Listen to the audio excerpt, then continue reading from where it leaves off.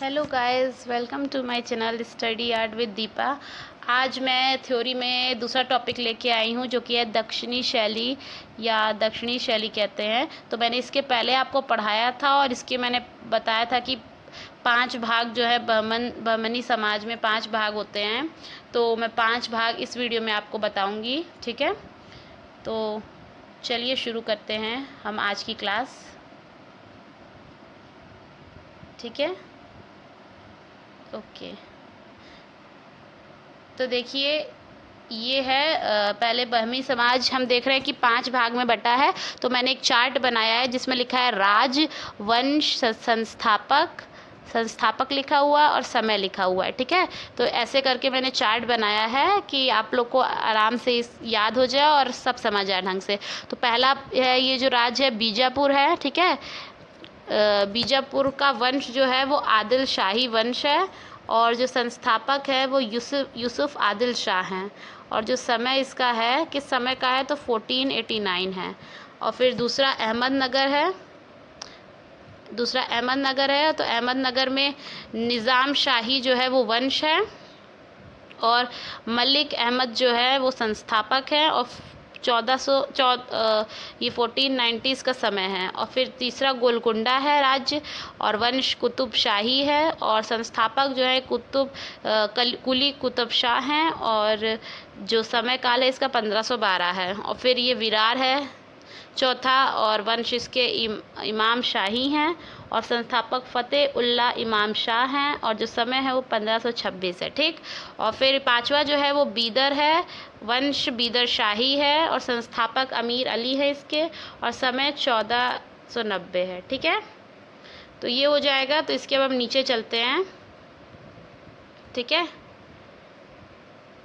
अब हम नीचे देखते हैं इसके, एक मिनट। इसके अब नीचे नहीं, ये दूसरा पेज देखते हैं हम। ये हम चार्ट पढ़ लिए, अब हम इसके बारे में पढ़ेंगे। तो ये देखिए, ये पहले दिया ऐतिहासिक दृष्टि से, एक मिनट रुकिए, हाँ।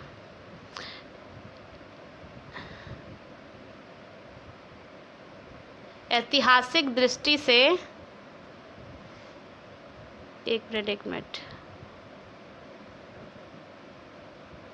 ऐतिहासिक दृष्टि से जो बीजापुर है, गोलकुंडा है, अहमदनगर है, ही चित्रकला के लिए महत्व रखते हैं, ठीक है। मतलब इतने 5 हैं, उसमें से बीजापुर, गोलकुंडा, अहमदनगर जो है वो चित्रकला के लिए महत्वपूर्ण है या महत्व रखते हैं, क्योंकि विरार और जो अहमदनगर है तथा बीदर, जो 3 है, विरार, अहमदनगर, बीदर को बीजापुर में मिला दिया गया था, ठीक है। तो बीजापुर में मिल गए थे ये विरार, अहमदनगर।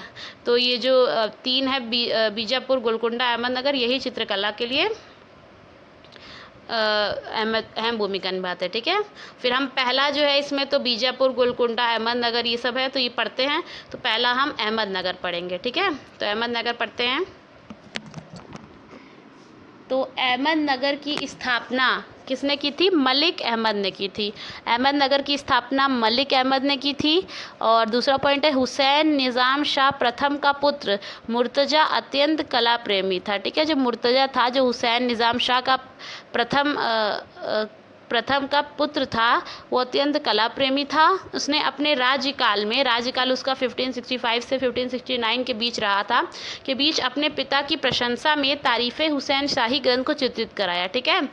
उसके अपने पिता की प्रशंसा में तारीफ़ हुसैन शाही ग्रंथ का चित्रित कराया, जिस पर मालवा में चित्रित हुए ग्रंथ नियामत नामा का प्रभाव है, ठीक है। तो इसमें जो चित्रित ग्रंथ है इसमें उसका प्रभाव दिखता है,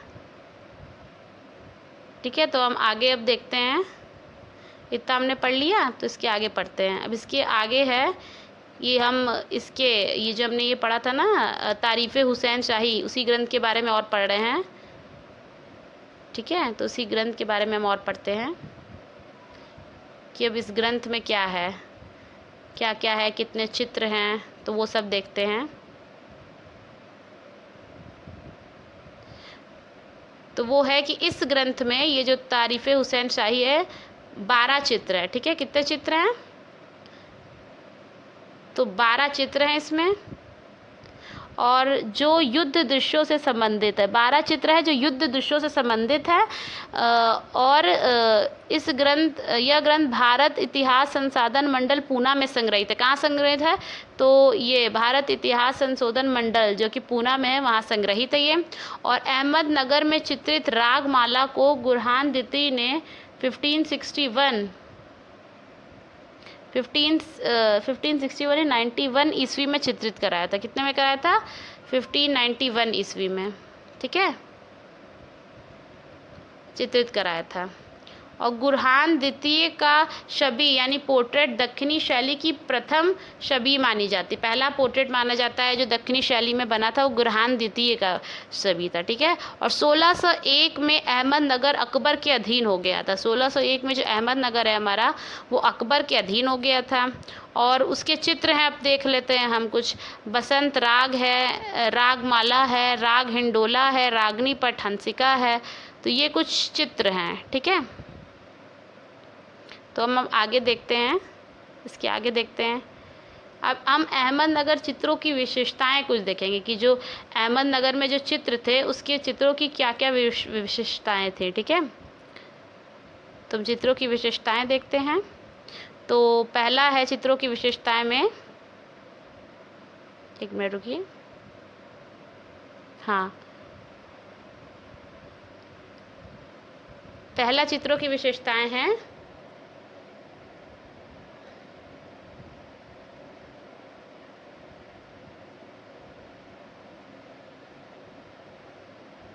यहाँ सुनहरे आसमान व अलंकृत प्राकृत तथा चमकीले रंगों का प्रयोग चित्रों में किया गया है, ठीक है। सुनहरे आसमान का प्रयोग किया गया है और चमकीले प्राकृत रंगों का प्रयोग किया गया है, ठीक है। और यहाँ की पुरुष आकृतियाँ भारतीय वेशभूषा में बनाई गई हैं। तो ये जो पुरुष यानी मेल जो फिगर्स बनाए गए हैं, वो उसमें भारतीय जो इंडियन जो वेशभूषा जो हम जिस अटायर जिस तरह का पहनते हैं उस तरह से दिखाया गया है। तथा जो स्त्रियों का चित्रण किया गया, जो महिलाओं को बनाया गया, वो भारतीय ढंग से किया गया है। मतलब दोनों पुरुष आकृतियों को भी और जो फीमेल फिगर्स है दोनों को ही भारतीय ढंग से दिखाया गया है। तो ये अहमदनगर चित्रों की विशेषताएं थी, ठीक है। तो आज हमने ये देखिए क्या क्या पढ़ लिया, एक बार देख लेते हैं फिर से। तो आज मैंने आप लोग को बहमनी समाज के जो 5 भाग हैं उसको पांचों भाग बता दिया। बीजापुर, अहमदनगर, गोलकुंडा, विरार, बीदर, ये सब बता दिया। वंश संस्थापक समय इसके बता दिए। उसके बाद मैंने इसके बारे में और बताया कि जो बीजापुर, गोलकुंडा, अहमदनगर है वो चित्रकला के लिए कितना महत्वपूर्ण है। और बाकी विरार, अहमदनगर तथा बीदर को बीजापुर में ही मिला दिया, ये पढ़ा। फिर हमने इसमें अहमदनगर के बारे में पहला पढ़ा।